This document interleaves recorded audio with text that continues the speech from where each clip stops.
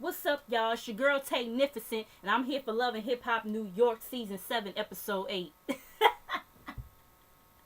I know that's not how Thugnificent from the Boondocks sound or whatever. Honestly, I don't even remember how he sounds. It's been so long since or how he talks, how he talks. It's been so long since I watched the show or whatever, but, I'm like Tay of Rage with my afro puffs and shit, you know what I'm saying? But yeah, let me stop clowning around. Let's just get into the episode. So I'm gonna actually talk about Mariah Lynn first or whatever. So Mariah Lynn, she meets up with Cardi B. They're getting their feet done or whatever. Mariah is telling her about, telling Cardi about the situation that happened with Bianca and how Bianca tried to throw a drink on her or whatever.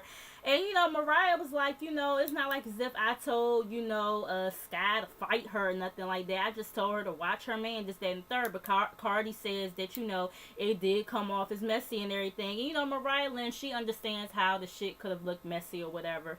I thought that was cool. Mariah Lynn's, sister, I guess, is still living with her or whatever, with her, 1-year-old child. And, her sister is telling her to pick him up, pick up your nephew and all this other stuff. And, Cardi, she, starts talking about, her sister Hennessy and how, she wants her to be better than her and everything. And she was like, see, the thing about them little sisters is that they spoiled and all this other stuff, this, that, and the third. And, Mariah's like, yeah, because, I give my sister whatever, she wants and everything, this, that, and the third. And, come to find out her sister name is Iceland or something like that. That's how you pronounce it. So they both got the Lynn in their name. But, anyway, so yeah, Mariah, she doesn't want to jeopardize her mom's sobriety because every time they argue, it makes her mom want to go back and, do drugs or whatever, this, that, and the third. So, moving on from that, okay. Later on, we see Mariah Lynn meeting up with her sister and everything, and, they're playing with the baby and, whatever. And, Mariah, she's saying how she does everything for them. And, Mariah explains to her about her career and all this other stuff. And, how they had to separate at a young age and everything. So they didn't even grow up together. And, they both start getting emotional. And, she explains that they both need to work on their attitudes, this, that, and the third. And Mariah Lynn's sister just wants her to be there for her more, not to give up on her and everything, whatever. And, she tells her about, her mom sometimes wanting to relapse because they're arguing and, and whatnot. So, moving on from that, we get Remy and Pat. Finally, they're back. After, 3 episodes they've been gone. So, anyways, we get Remy and Juju first. They're, apparently good friends or whatever. They catch up and everything. And, she's telling Juju how, Pat is trying to manage her, trying to manage the kids. And low-key wants to still do music because she be seeing rhymes in his phone and everything. And, she just wants him to be her husband or whatever. And, them have, more time to actually spend together as husband and wife. And, Juju, she's like, well, I was at your wedding and I remember you making a promise to him about having a baby. And, Rem is like, I do want a kid or whatever. It's just that, pretty much she's trying to work. And like I said, which I understand. I understand that she did make a promise to Pap and everything. Maybe she shouldn't have did that, you know what I'm saying, knowing that Pap is so eager to have a kid right this minute. But I do understand where Remy is coming from, about her career, whatever. Like, she, she's on this high right now. She being nominated for Grammys and shit, you know what I'm saying? It would be crazy for her to, stop right now or whatever. But, yeah, I understand where Remy is coming from. But I understand that she made a promise to him, too. And, Juju starts talking about how she wants to have a kid, too, and everything. And, they both start joking around about them getting pregnant at the same time. And Juju was like, how about this month, whatever. And, Remy like, hold the hell on. You moving a little bit too fast. You know what I'm saying? I thought that was kind of cute. So, moving on from that, later on in the episode, later on in the episode, we get Remy and Pap. And, they're having a picnic and everything. And pretty much Rem, she's trying to, soften Pap up for what she's about to tell him about, pretty much firing him. Or, bringing somebody else in to be the manager. And he knows her, and he senses that she's doing this to kind of butter him up for some shit or whatever. And pretty much she lays it on him that she wants to bring in somebody else or whatever. And he's like, so you firing me and everything? And she's like, oh my God, like, no, I mean, I'm not really firing you. And he's like, but that's what it sounds like and everything. She was like, she just wants to bring somebody else in to help take the load off of him and everything. And she just wants him to be her husband. And, she's looking at his phone. She's like, look, you got a whole bunch of unread emails and everything. And, then she starts reading the rhymes in his phone and all this other stuff. And he's like, I told you, in this point in my life, I just want to be about the business and all this other stuff, blase, blase. I think Pap do still want to kind of like, be in the studio low key and everything. I mean, I know just him being a rapper is his nature regardless to, write whether he's in the booth or not. But yeah, I mean, I wouldn't mind, Pap coming back out and everything. I thought he was dope when he first came out. So I wouldn't mind him coming back out and doing some shit, you know what I'm saying? But she already hired somebody else and everything, and Pat felt some type of way about it. I felt so sad for him. I be having a soft spot in my heart for Pat, because he just seems like a really good dude, you know what I'm saying? And, he felt some type of way because she didn't even talk to him about it at first, and I was like, that is kind of, messed up. Y'all supposed to be married, and you didn't even tell him about this decision before you made it. I felt bad for him. I really did. So, moving on from that, we get Kimbella and Jay Adrian. They're at this fashion show. I think was it Angela Simmons' fashion show she said she was at? But anyways, that don't really matter. Whatever. Jay, she went back to the Shy for a minute or whatever, but she decided to come back to New York and make a name for herself or whatever. And she wants to repair, what she had with Snoop, or at least, have a friendship for right now. And she's confiding in Kimbella about all this stuff or whatever. And she's pretty much telling her how she wants to help Snoop with the label. And I side-eye her when she said that. I was like, you want to help her with the label, or you want to cut in this shit? You know what I'm saying? I'm just like, okay, girl.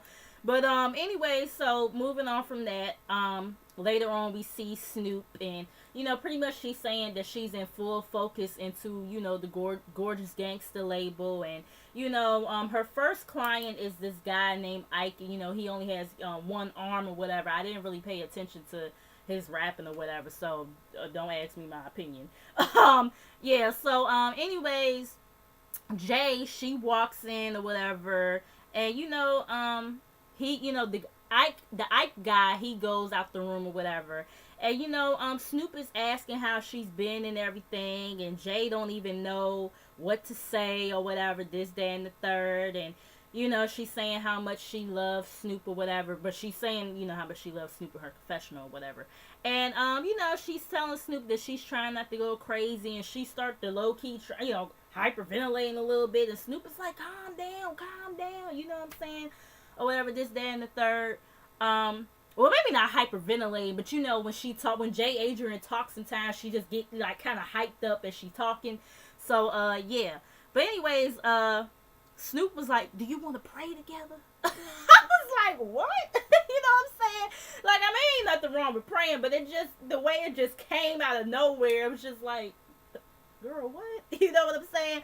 But anyways, Snoop still loves Jay and everything, and Snoop actually starts to pray for her or whatever, and Jay lets her know that she wants to help out with the Gorgeous Gangsta and everything. And Snoop is like, she wouldn't mind giving Jay a job, but she doesn't know if her tears are genuine or not. And I'm like, Snoop, you falling for the trap yet again. And I mean, I gotta keep on telling y'all, y'all know they still together, because back on Thanksgiving, they was at Jewel's in them house, you know what I'm saying? So, I mean, they still together. So, Snoop girl, yeah, you ain't listen to shit your godmother said, apparently. Okay.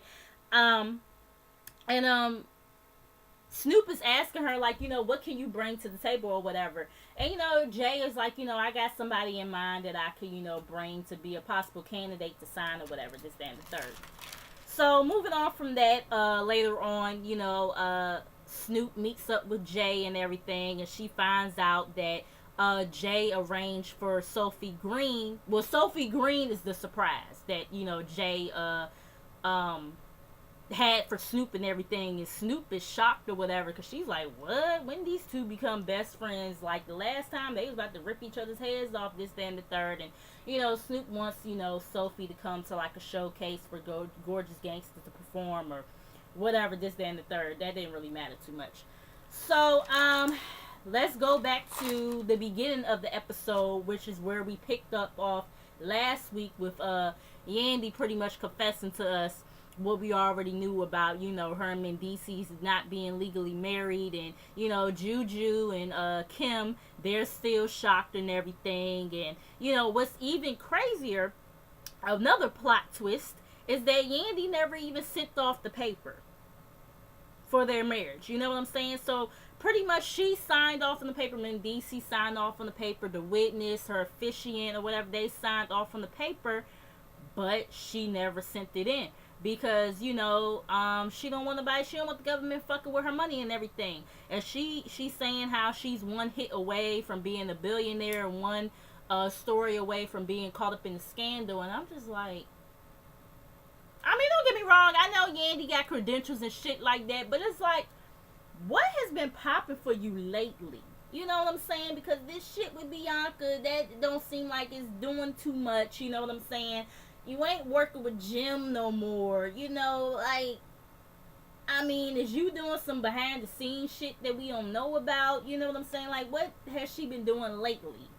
You know what I'm saying? But, I mean, girl, I guess. But, it ain't gonna sit here talking about something being one scandal away from, like, girl, does nobody give a fuck about you like that? Only because of this show, okay? Only because of this show. I'm just saying. Because if it wasn't for that, like, girl, I don't be chucking for you when the season is over with. Like, I really don't. You know what I'm saying? Now, if I just happen to see some shit in the blogs, I just happen to see it. But I ain't going on your page like, oh, what is Yandy doing today? Like, girl, I was like, child, she don't go somewhere with that bullshit. But, anyways, so, pretty much she doesn't want to be held responsible for a crime that she did not commit and everything. And then she also doesn't want the baby mamas taking her money either, because, along with the restitution, she probably would have to, help Mendeecees pay child support or whatever. And Yandy is sitting up here saying that she don't care about no papers. She made a commitment in front of God or whatever, this, that, and the third. But we see Mendeecees, he feels otherwise. So, So later on, we see Yandy. She's watching an old interview with Mendeecees or whatever. And, she talks to him. I don't know if she called him on the phone or he called her or whatever. But, he's saying to her, how he spoke to Erica and everything. And, how Erica said she didn't call the cops or whatever. Yandy feels like it's bullshit. Yandy claims that, because Mendeecees brought up the fact that Erica said that, Yandy called the their baby a break baby or whatever. And Yandy says, that, damn well I ain't never say nothing like that, this, that, and the third. But you did imply it, Yandy. You did imply it. You know what I'm saying? But, she, still saying she wants all the kids together, this, that, and the third. And, she tells him about, the meetup that she had with Kim and Juju or whatever. And that's when she admits to him that she never sent the papers off. And I'm just like, so you mean to tell me not only did you not send the papers off, you signed the papers and never sent them off, you didn't even tell Mendeecees about it? I'm just like, yeah, something just sounds so weird about this story. I don't know how true this shit is, or they just doing it for a storyline, but I was just like, this shit sound fishy, but we gonna roll with it. So he like, he confused. He like, why you ain't never sent it off and everything. and like, she's talking about the money issue or whatever, and he's like, the case is closed on that. So apparently the case is closed on the whole restitution situation. So he's like, so what's the problem? You know what I'm saying? And she's sitting here talking about they made a commitment in front of the Lord or whatever, and a piece of paper don't mean nothing because she could rip the paper up and everything. And he hangs up the phone. I was like, oh, you know what I'm saying? It's like, I mean, Yandy girl, why would you not, like, see, that right there already, for when and if y'all do get legally married when he gets out, that's going to be a fucking problem right there. You know what I'm saying? Because you lied to him about something major like that, about sending the fucking papers off. Like, come on, you know what I'm saying? Y'all got problems already, you know what I mean? And besides this whole jail situation, period, you know what I'm saying? But it's like, Yandy, you knew what type of man you was dealing with when you got with him, you know what I mean?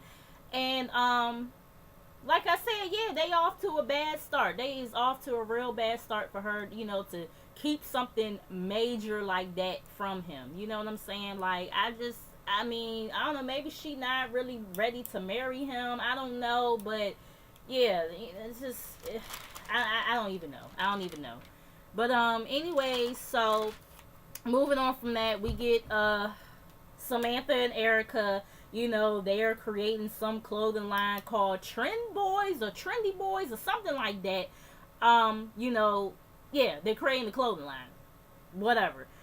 They invited Erica's lawyer and everything, and the lawyer is pretty much explaining what Yandy did was illegal and yada yada yada, and that she may have to get an order of protection against Yandy and everything, and she keeps on doing the shit that she's doing. Erica doesn't want to get the courts involved or whatever though, so Erica is sitting up here saying how Yandy always tries to, justify the shit that she does, by always, throwing in their face that, she's married to him, this, that, and the third.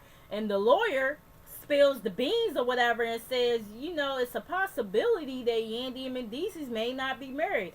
And, they was eating that shit up. They was like, what? What? So she not even Yandy Smith Harris. She just Yandy Smith, this, that, and third, blah, blah, blah. And, Samantha is calling her baby mama number 3 and everything. And, they feel some type of way because she lied to everybody. She lied to their kids and family and all this other stuff. So, whatever. So, moving on from that, the last thing that we have is this motherfucking childish ass creep squad shit. And I'm fucking over it. So, okay. So, Peter Gunz is back or whatever. He talks about the new baby he has with Tara and, the baby with the Mina on the way or whatever, which we already know both of their kids are here in the world at this point. So, whatever. Rich and Self, they're there, with Peter and everything. Self tells Peter about what Cisco did, with the whole Mariah Lynn situation, and pretty much he kicked him out the creep squad, and Rich and Peter, they looking at each other laughing and everything. But Rich felt like that, Self did, the right thing and all this other stuff. But Peter feels like that Cisco deserves a sit down or whatever, and to at least explain, why the fuck this shit is the way it is. And Peter, he explains what Cisco did to him. Apparently, Peter got booked for something, up in New Orleans and everything. He got booked for 10G. Oh, excuse me. My damn throat. Hold on.